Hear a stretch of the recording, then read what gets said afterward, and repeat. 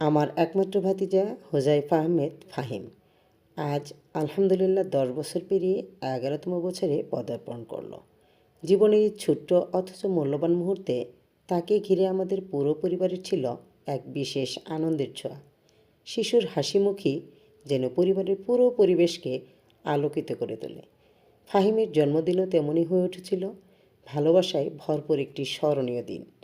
সন্ধ্যায় আমরা সিদ্ধান্ত নিলাম খুব ছোট্ট একটি পারিবারিক আয়োজন করব। বড়সড় অনুষ্ঠান না হলেও ভালোবাসায় ভরা এই আয়োজনটি আমাদের কাছে ছিল সবচেয়ে মূল্যবান।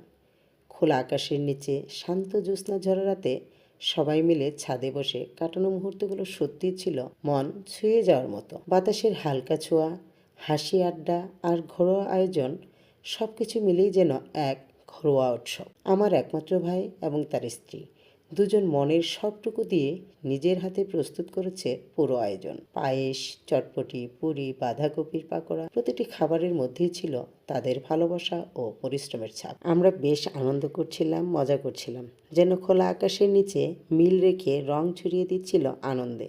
আমরা সবাই মিলে আলো আঁধারের মাঝে জ্যোৎস্নার নরম আলোতে অনেকক্ষণ আড্ডা দিয়ে গল্প করে আর হাসতে হাসতে সেই মুহূর্তটাকে আরও সুন্দর করে তুলেছিলাম। ফাহিমের জন্মদিনে দেওয়ার মতো আমার কাছে তেমন ধন দৌলতের উপহার ছিল না, কিন্তু যে উপহার সবচেয়ে মহৎ সেটা আমার কাছে ছিল প্রচুর।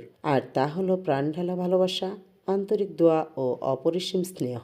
বাবা ফাহিম, তুই বড় হয়ে একজন ভালো মানুষ হও, নীতিবান হও, সবার উপকারে আসো, এ আমার হৃদয়ের গভীর থেকে ওঠা চাওয়া। তোমার জীবনের প্রতিটি ধাপ হোক আলোয় ভরা, এই প্রার্থনা তোমার বড় ফুপির পক্ষ থেকে জন্মদিনের সবচেয়ে বড় উপহার। শুভ জন্মদিন ফাহিম, শুভ জন্মদিন ফাহিম, শুভ জন্মদিন ফাহিম।